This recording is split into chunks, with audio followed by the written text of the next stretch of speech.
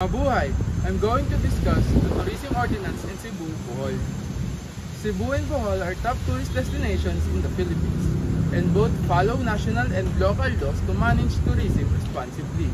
The main law guiding tourism is the Tourism Act of 2009 RA 9593, which promotes sustainable development and sets up tourism enterprises zones, or TEZ, that boost investment and infrastructure. Locally, Cebu has ordinances to protect heritage sites and regulate ecotourism, while Bohol enforces its provincial tourism code focused on sustainable and tourism and environmental care, especially in popular spots like Chocolate Hills and Panglao. Both provinces also follow national environmental laws like the Solid Waste Management Act and the Clean Water Act to minimize the negative impact of tourism. Additionally, community-based tourism is promoted to involve locals and share the benefits fairly. The Department of Tourism and local government units also ensure that tourism businesses meet quality and safety standards.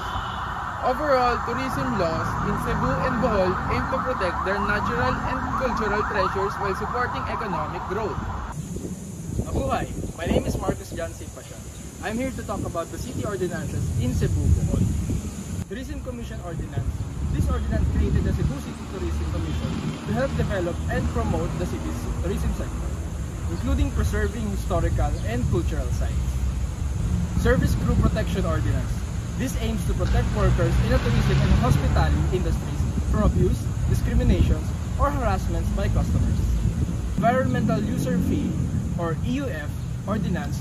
Tourists must pay a fee when visiting certain sites in Panglao.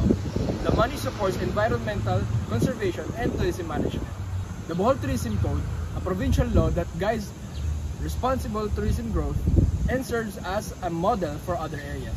It supports environmental protection, local involvement, and sustainable development. Go! Mabuhay! I'm Miko Angelo Romeo, and today we will talk about the tourism ordinances in Cebu and Bohol. For now, we will specifically tackle the Cebu City. In May 2014, Cebu City adopted a resolution aimed to promote a barrier-free tourism by implementing universal design standards for accessibility. This initiative requires certain establishments, such as hotels and tourist sites, to incorporate features that accommodate individuals with disabilities, thereby fostering inclusive tourism experiences.